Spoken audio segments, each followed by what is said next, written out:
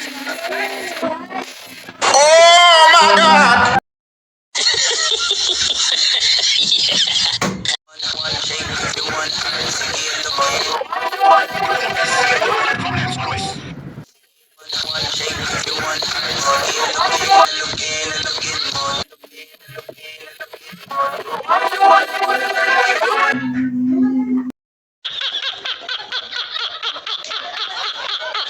So, what's up mga katambay? Ito, nagbabalik si Katambay Ashwell.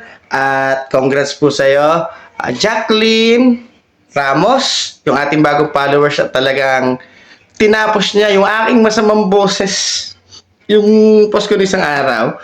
At nilagay niya yung Gcash number niya, then Gcash name and location. So, congrats sa'yo. Pagpasensya mo na to. Dapat, di ba, 50 pesos lang. So, ginawa ko ng 100 kasi dadalawa lang naman kayong nag-send doon sa comment section. So, congrats. At congrats din doon sa isa pa. Ano ba yun? Sigit lang po, ha? Si...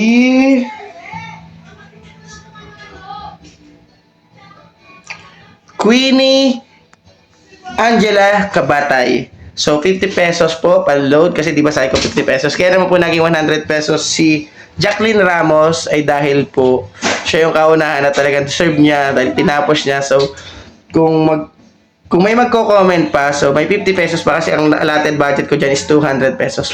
So, mga katambay, mamaya, pag dumating yung hinihintay kong biyaya, maglalaro tayo ng live pahula ulit. So, 100 Gcash kada hula. At pag nadagdagan yon, gagawin nating 150 kada hula.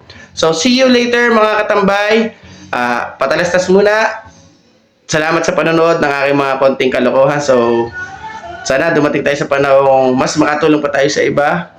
So, kasi alam ko yung iba dito ay nagko-comment talaga, nag-share kasi talagang way na rin na, pandagdag income na rin. So, pagpasensya nyo na, wala pa naman ako sahod kay Meta at bukod doon ay sarili ko pa tong diskarte. So, salamat sa inyo mga tambay sa patuloy na suporta at yung mga hindi pa nakapollow, ano pang inintay mo? Follow na. Sayang din 100 pesos or 50 pesos.